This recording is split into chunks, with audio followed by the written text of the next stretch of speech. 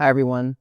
Today, we're going to talk about how we can add perspective to our illustrations and actually make a background scene.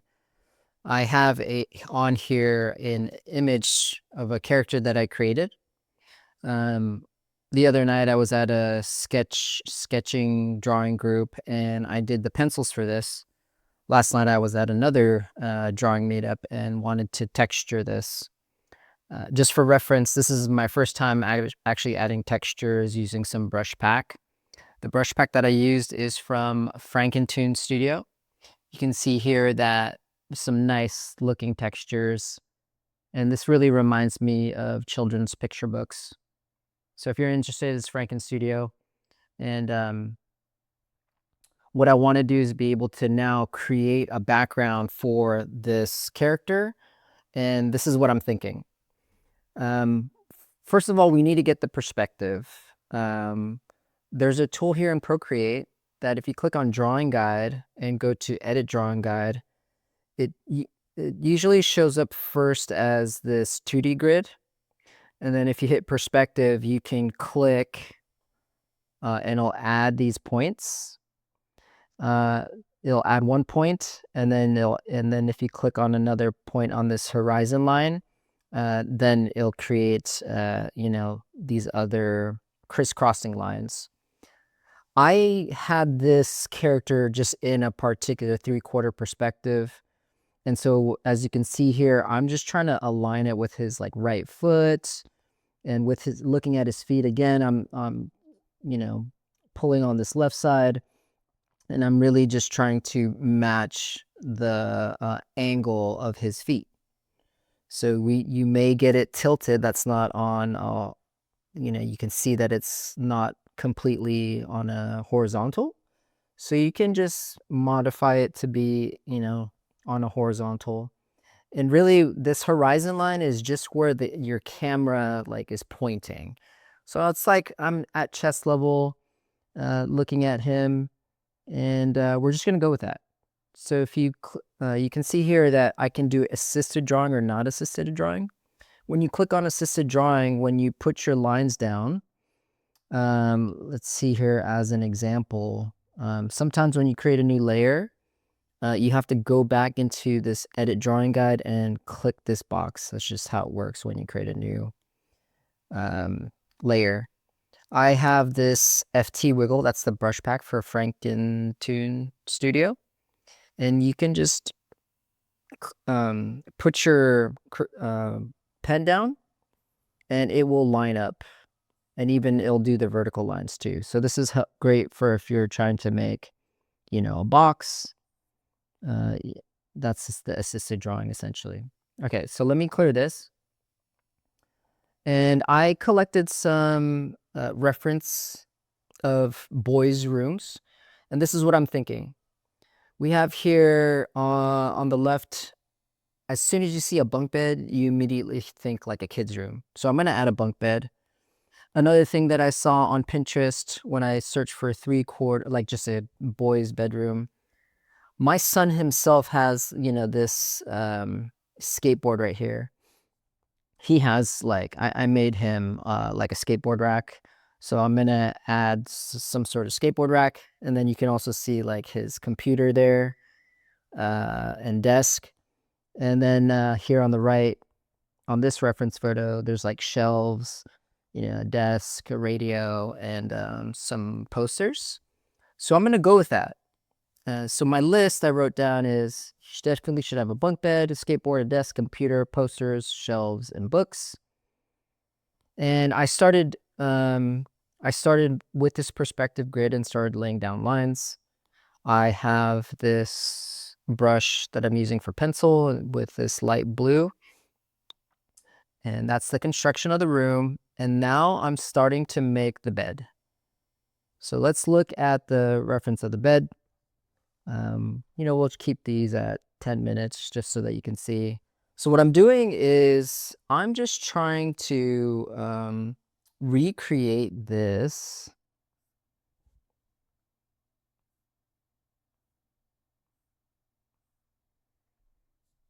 similar to the reference. And we I don't want there to be some weird lines that are like, or tangents as they say. But we'll draw over his face for now, and then move things around so we don't have like weird things behind him. But this may work, especially if we like decrease the saturation of these lines, and it'll just get more subdued and push towards the back. So this is the bunk bed. This would be like the bottom area. We can see here is the mattress. Okay, I think well, no. So the bunk bed has like this ladder. I'm putting the ladder on the right side so that you can, so that's interesting because I want this to be angled, right? So I want the angle. It's finicky. When you start creating these lines, like to get it at the angle you want, you kind of have to like push towards that, or else they'll try to do a horizontal line. So you just gotta get comfortable with it. I don't want to make this bottom part, too busy. So I'm not going to put the desk there. I may put a little table. So let's put like a small table here. Let's have it go behind him. And it'll have some thickness. And we'll make some legs. So let's give it a little bit of thickness.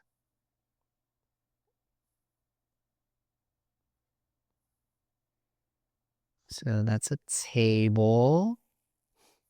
And we can draw something on top later. I may take that table out just to make it less busy. As a matter of fact, I really don't like that table.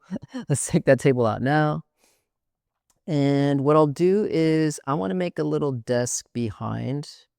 So you can see here from this reference, there's like a desk next to the bed. So I'm just going to make a desk. So this, this doesn't have a desk next to the bed, but it does have that window. Actually, that beanbag is pretty cool. I do want to simplify this. And I noticed that this particular line is on the horizontal, which I don't want. And I do want it kind of like going up. There we go. It's very subtle, but it's definitely. Oh, look at I messed up the perspective lines because I messed around. So let me go back and edit to match with this line that I've already created. So the cool thing is that we can go in here and, mess with this line. Maybe not this particular line. I'm just seeing that bottom of that wall. So most likely it's this right side point. And you can kind of see, oh yeah, okay, if I drag it further out, I think that's good. We'll go with that. Because I'm trying to match this line right here on the bottom. Okay. So let's make that that desk. Yeah, I want to make that desk next to him. So we'll finish this desk and maybe put a little beanbag, but like for now, go back into edit drawing guide, make sure assisted drawing is checked on the bottom right. And we're going to make a small desk. So I think the desk would be like butt up right against it. Let's extend it because we want to show there's like, because he's like looking at himself like in a mirror.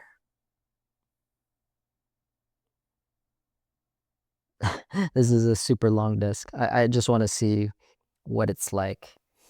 That is a super huge desk. I do not like that. But I do how like it's centered in the window. But if anything, we should move the window further to the right. And this kid's in like a super huge room, which is just not realistic for kids' rooms. So this is interesting. The thing is that we want to make it appear that, this is the back leg of the table. That means there would be another leg in front here, but we don't see it. Another leg would be back here, and this would be the front of this other leg, which I think is cool for the perspective. It's just such a big table.